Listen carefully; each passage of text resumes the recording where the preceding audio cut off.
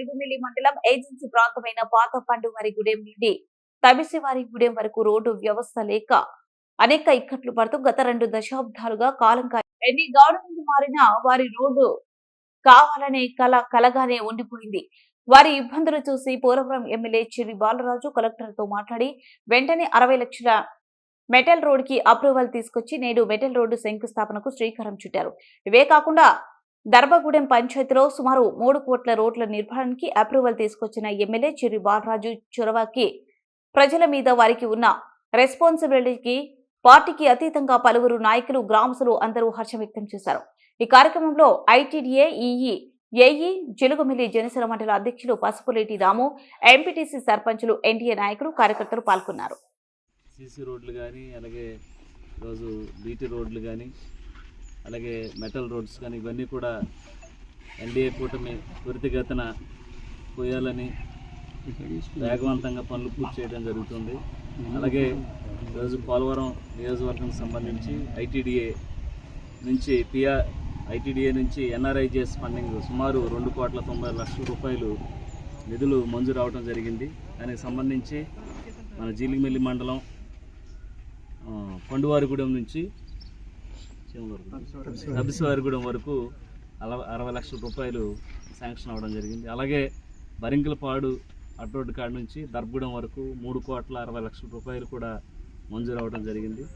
ఇలాగా ఈరోజు పోలవరం నియోజకవర్గాన్ని అభివృద్ధి పథంలో తీసుకువెళ్ళాలని ఎన్డీఏ కూటమి వచ్చిన దగ్గర నుంచి కూడా అనేక పిఆర్ రోడ్లు కానీ, బీటీ రోడ్లు కానీ, లేకపోతే డ్రైనేజీలు కానీ ఇలాగా అనేక నిధులు మంజూరు చేసి ఈరోజు పోలవరం నియోజకవర్గాన్ని ఒక అభివృద్ధి పథంలో తీసుకువెళ్తున్నాం.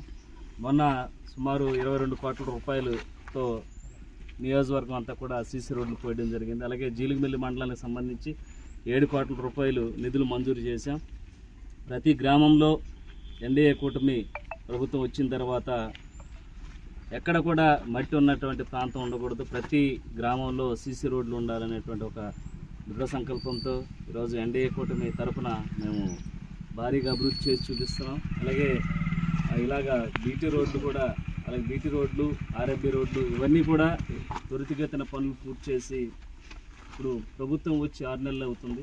అయినా కూడా మేము ఎక్కడా కూడా ప్రభుత్వం వచ్చిన దగ్గర నుంచి కూడా ఎక్కడ తగ్గుకోకుండా ప్రతి గ్రామంలో సీసీ రోడ్లు పోయడం జరుగుతుంది. అలాగే మళ్ళీ ఇవి అయిపోయిన వెంటనే మళ్ళీ సుమారు ఒక 20 కోట్ల రూపాయలు మళ్ళీ తీసుకురావడం జరుగుతుంది. అలాగే పోలవరం కాన్స్టెన్సీకి సంబంధించి ప్రతి గ్రామంలో సీసీ రోడ్లు ఉండాలి, డ్రైనేజీలు ఉండాలి, అలాగే వీధి లైట్లు ఉండాలి.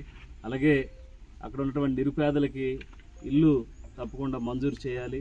అలాగే పెన్షన్స్ కానీ, అలాగే ఏదైతే వారికి ప్రజలకు ఇబ్బంది పడుతున్నారో వాటన్నిటిని కూడా ఈరోజు ఎన్డీఏ కూటమి ప్రభుత్వం తరఫున ప్రతి ఒక్కరు చేసుకుంటూ వెళ్తున్నాం. అలాగే ప్రత్యేకంగా చంద్రబాబు నాయుడు గారికి, పవన్ కళ్యాణ్ గారికి, మోదీ గారికి ధన్యవాదాలు